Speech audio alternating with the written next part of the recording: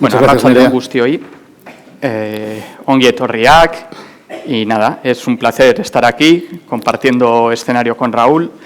La verdad que nos conocemos desde hace bastante tiempo, porque somos dos personas que disfrutamos divulgando de la ciencia y hemos coincidido sobre el escenario, pero nunca a la vez. Entonces, esto también para nosotros es un experimento, a ver qué tal sale y esperemos que lo disfrutéis.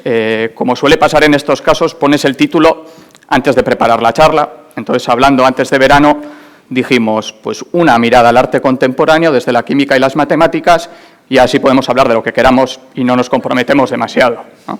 Pero ahora, preparando ya la charla a conciencia, nos hemos dado cuenta, ¿verdad, Raúl?, de que más que una mirada deberíamos haber hablado de miradas, porque hay varias miradas.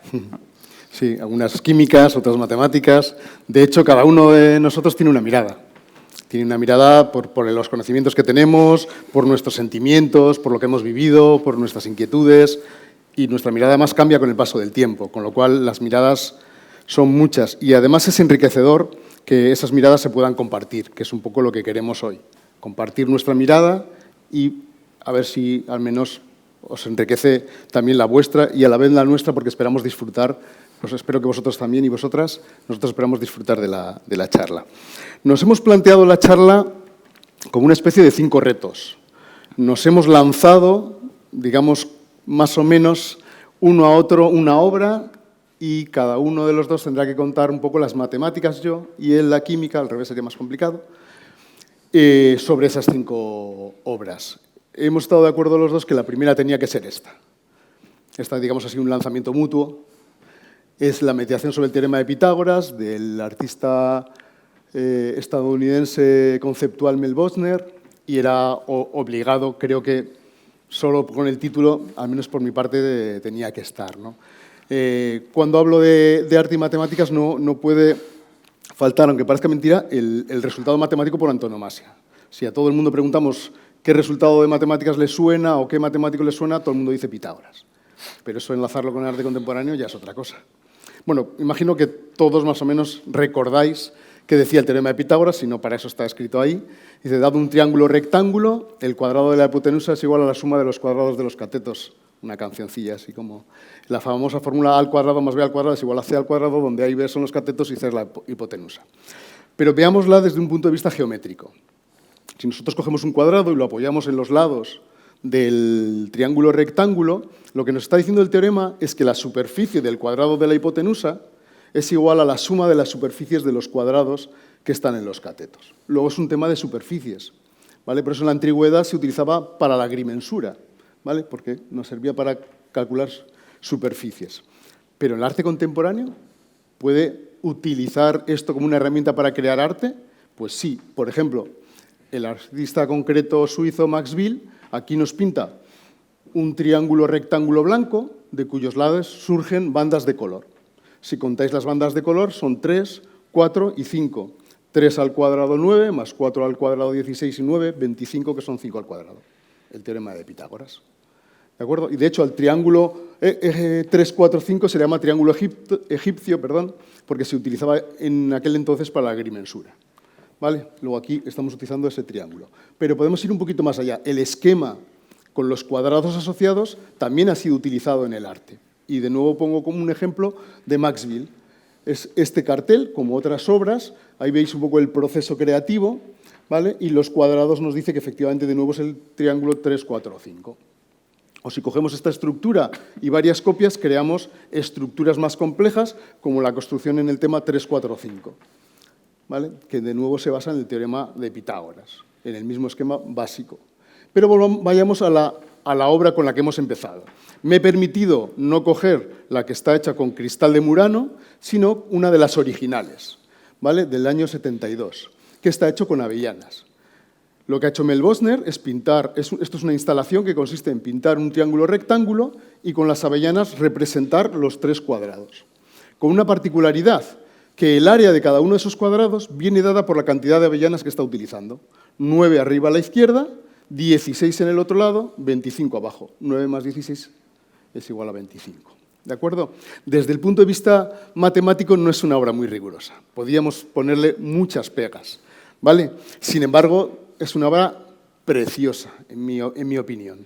Nos mezcla esa meditación sobre la geometría, sobre los números y también sobre el impacto visual, sobre el arte. Creo que es una obra muy bonita. Luego, bueno, vemos que efectivamente se puede crear arte contemporáneo con el teorema de Pitágoras, pero voy a ir un pelín más allá.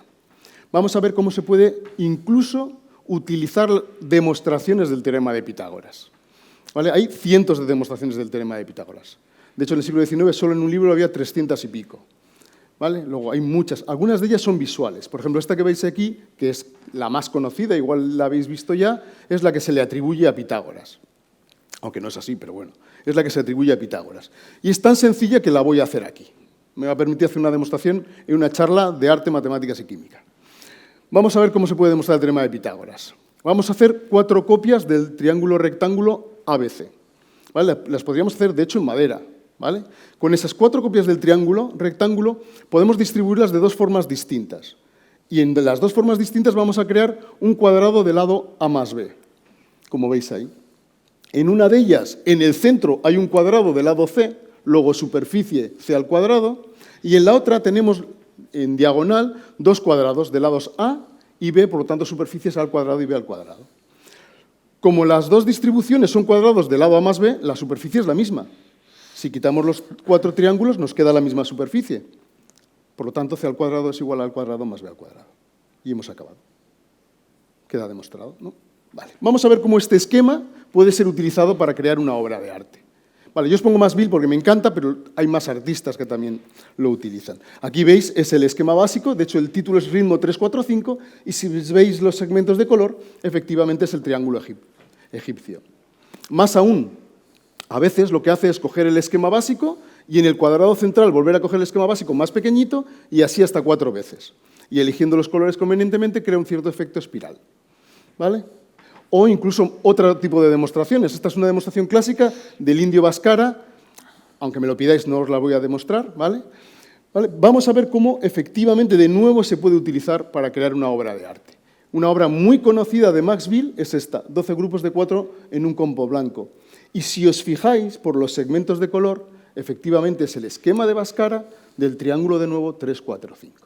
¿De acuerdo? O incluso tiene obras donde tenemos el esquema dentro del esquema. Pero sin lugar a dudas, mi obra preferida de este tipo es esta. Es una obra, como ocurre en el arte concreto, con formas y colores. Pero esta es una obra que tiene los 2 esquemas de la demostración de Pitágoras que acabamos de ver. Y vamos a ver cómo lo ha hecho Max Bill. Para verlo vamos a dividir el rombo en 4 partes y vamos a tapar los cuadrados centrales. ¿Qué nos quedan ahí?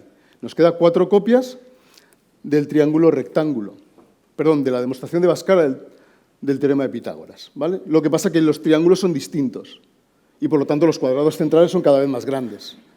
¿De acuerdo? Luego, demostración de Bhaskara. Ahora vamos a ver qué hay en los cuadrados centrales.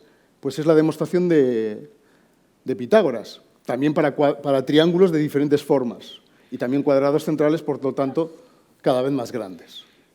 ¿De acuerdo? Y la mezcla de los 2 crea esta obra. ¿Vale? Luego, esta obra, cuando nosotros la vemos, obviamente no vemos Pitágoras, pero está ahí. Y no hace falta que veamos Pitágoras, pero está ahí. ¿De acuerdo? Bueno, ¿y química? ¿Qué nos puedes contar aquí de estas cositas? ¿Hay cristal?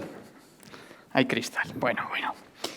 Yo aquí se supone que tendría que estar hablando, nada más empezar, de los colores del vidrio, ¿no? Que es lo más atractivo desde el punto de vista químico. Pero hay una cosa que me fastidia bastante y es que aquí pone cristal, ¿vale? Cristal de Murano. Eso no es cristal, ¿vale? Eso es vidrio. El cristal tiene los átomos, las moléculas o los iones ordenados perfectamente en un patrón que se repiten, como esta imagen que tendríamos aquí. El vidrio, en cambio, no tiene ese orden, decimos que es un sólido amorfo y se parece más a aquello. Entonces, bueno, lo que usó el bueno de Mel era vidrio de Murano. Pero bueno, le llamamos cristal de Murano y tampoco pasa nada. Esto sería un cristal. Esto es cuarzo y el cuarzo tiene átomos de silicio y de oxígeno que están ordenados en el espacio en un patrón que se va repitiendo. El vidrio es otra cosa.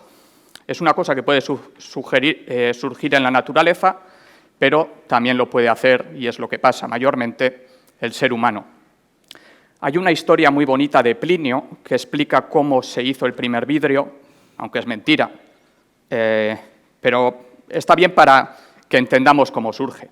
Digo que es mentira porque el primer vidrio se hizo aproximadamente en el 2500 antes de nuestra era y esta historia es del año 1000 o así. Pero bueno, nos cuenta Plinio cómo unos mercaderes llegan a una playa en la zona de Acre, tienen ganas de comer y entonces tienen una cazuela, pero no tienen ningún sitio donde apoyarla. No hay piedras ni nada. Como son mercaderes, resulta que en el barco llevan unos bloques de natrón, que era un producto muy codiciado por aquella época y que tenía múltiples usos. Entonces cogieron esas barras de natrón, sobre ellas pusieron la cacerola, hicieron una fogata y calentaron la comida. Y de repente apareció un liquidillo que empezó a correr por la arena y eso es el vidrio. ¿Qué tiene el vidrio? Pues mayormente tiene arena, la arena que había en esa playa. No cualquier arena, tiene que ser arena rica en sílice, que es un óxido de silicio que os aparece ahí arriba. Pero este óxido de silicio, esta arena, tiene un problema, y es que se funde a 1700 grados aproximadamente. Eso es una temperatura muy alta. Resulta que el carbonato de sodio, cuando se mezcla con la arena, hace que esa temperatura baje muchísimo, que se pueda fundir a una temperatura más baja. Y ese carbonato de sodio es el natrón que transportaban los mercaderes. Entonces, al tenerlo ahí, junto con la cacerola y la arena, apareció ese arroyo. Es la historia que se cuenta. El vidrio que tenéis en casa, la mayoría, es este tipo de vidrio que tiene sílice, carbonato sódico y también carbonato de calcio y óxido de aluminio, que lo que hace es estabilizar el sistema. Esto es el vidrio. Claro, el vidrio que acabamos de ver en nuestra obra de arte tiene color. ¿De dónde viene ese color? Pues si utilizásemos estos ingredientes, ese vidrio tendría una tonalidad como azul o verde por la presencia de hierro. El hierro puede estar en el carbonato sódico, en la arena, y los iones de hierro en el vidrio hacen que su color sea verde o azulado. Entonces, el vidrio no es incoloro per se, le tendríamos que quitar el hierro o modificarlo, hay diferentes maneras de hacerlo. Pero si queremos lograr vidrios con otros colores, lo que tenemos que hacer es añadir otras cosas. Os pongo esta infografía, donde podéis ver el color que adquiere el vidrio en función de lo que le añadamos. Vidrio que conoce todo el mundo es el verde de las botellas de vino, por ejemplo. Esas tienen hierro y cromo. Otro color que conocemos es la botella azul, esta típica ahora de Solán de Cabras, ¿no?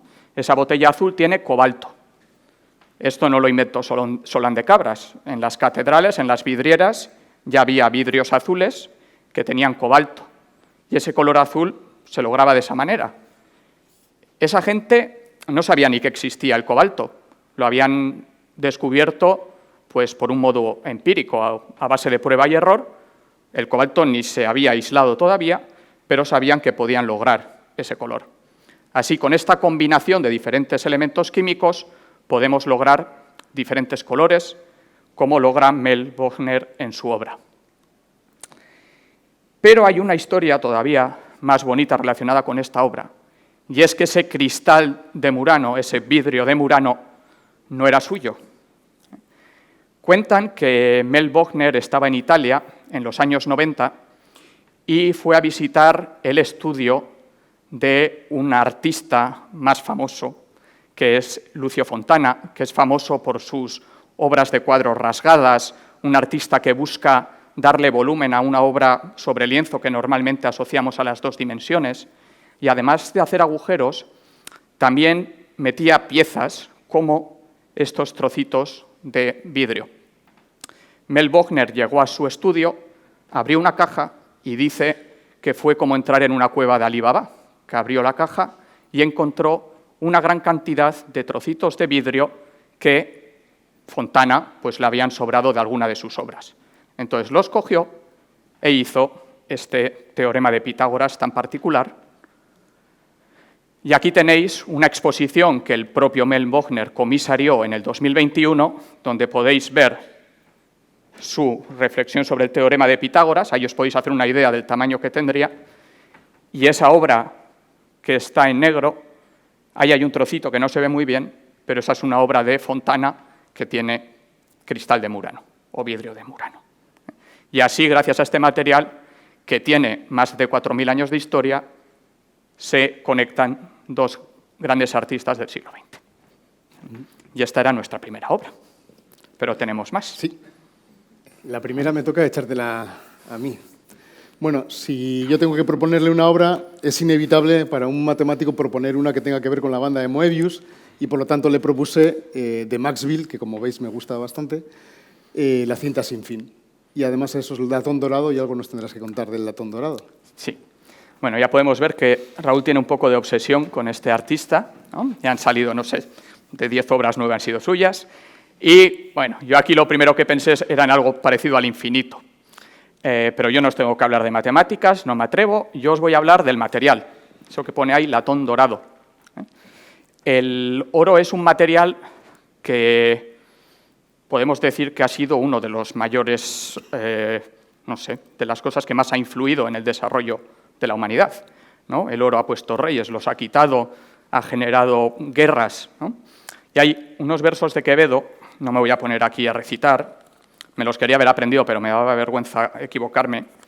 El de Poderoso Caballero nos lo conocemos, ¿no? Sí.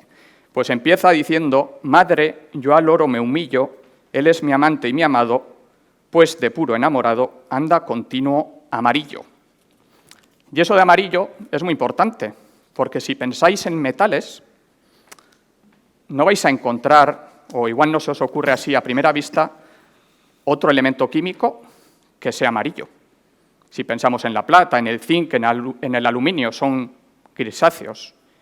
Podemos pensar quizá en el cobre, que tiene un color rojizo. Luego ya si entramos en aleaciones, pues como el bronce o el acero también es grisáceo.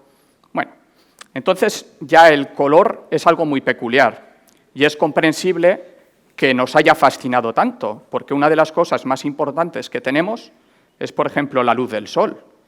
Y el sol siempre lo vamos a asociar, las divinidades solares, al oro. Pero hay algo más.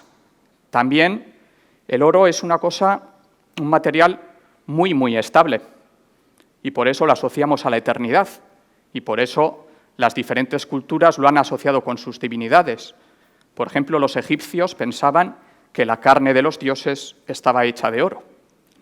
Los egipcios, que por supuesto han utilizado el oro, aquí tenéis el trono de Tutankamón, tenéis oro, y bueno, este oro se ha ido usando a lo largo de la historia sin interrupción, también en otro trono más reciente, que no sé si lo conocéis, ¿vale? Esta es una obra de Catalan que se llama América y estuvo como un retrete que se podía usar en el Museo Guggenheim de Nueva York, ¿vale? Luego lo llevaron a Inglaterra y lo robaron, y ahora no sabemos dónde está. Tiene 100 kilos de oro, entonces podéis entender por qué lo robaron, ¿no? De hecho, pues el oro se ha usado desde la máscara de Agamenón a las culturas precolombinas, gótico internacional, renacimiento y, por supuesto, en la obra de Klimt. El oro es algo a lo que le damos mucha importancia, pero no es muy, muy abundante. Entonces, también hemos intentado reemplazarlo por otras cosas, porque cuesta mucho. Y una de las cosas con la que lo hemos reemplazado es con una aleación que es mucho más barata. Esa aleación se llama latón, que es lo que aparecía en la obra de Maxwell que hemos visto. El latón es una aleación, es decir, una mezcla de dos metales, en este caso el cobre y el zinc, que uno es rojizo y otro grisáceo. En cambio, la aleación es dorada. Y se utiliza mucho, os he puesto esa imagen porque en muchas manillas, picaportes, todavía se sigue utilizando el latón, o en instrumentos musicales. Tiene ese aspecto dorado que nos puede recordar al oro. Ahora bien, no da el pego del todo, por eso la obra de Maxwell es latón dorado. Está hecho en latón, pero sí que tiene una capa de oro para darle ese aspecto más similar al material que pretende emular. Y para poner oro sobre otras superficies también hemos utilizado diferentes estrategias, porque tú puedes tener una pieza de madera y le pones oro alrededor y parece que es de oro. Obviamente solo hay oro alrededor. No me voy a gastar no sé cuánto dinero en hacerlo de oro macizo, ¿no? Muchas esculturas pues tienen su capa de oro, ¿vale? ¿Cómo se pone ese oro? Y aquí es donde entra la química. Muchas veces se utiliza el pan de oro, que es un trocito de oro batido, que luego se ha hecho una lámina, tiene muy poquito espesor, por lo tanto hay muy poca cantidad de oro, pero nos sirve para cubrir una superficie bastante amplia. Pero eso no es muy químico. A mí me gusta más el uso de la amalgama de mercurio, aunque es menos saludable. El mercurio tiene la capacidad de formar una mezcla con el oro, parece que se lo está comiendo. Entonces podemos hacer esa mezcla, esa amalgama, y depositarla sobre una superficie. Después esa pieza se puede calentar, el mercurio se evapora y lo que queda ahí es el oro. Os digo que es menos saludable porque los vapores de mercurio son muy tóxicos, entonces la gente que se dedicaba a dorar raramente llegaba a los 40. ¿Vale? Y también se puede aplicar oro pues como si fuese una pintura, haciendo oro batido y haciendo oro en polvo, cosa que no es fácil del todo. Pero hay otra manera, y es la que os quiero contar y la que, si no me equivoco, se utilizó en la pieza de Maxwell, y es el dorado electroquímico. Igual habéis oído la galvanoplastia, el galvanizado. Aquí lo que se hace es utilizar un sistema, decimos que es un sistema que se basa en la electrolisis. Si habéis estudiado química, pues igual tenéis pesadilla con esas cosas, era lo típico que entraba en la selectividad, ¿eh? Pero bueno, básicamente vamos a pensar en una pila. Tenemos una pila y, como bien sabéis, nosotros logramos energía eléctrica en una pila gracias a reacciones químicas que llamamos reacciones de oxidación-reducción. Eso no nos importa demasiado.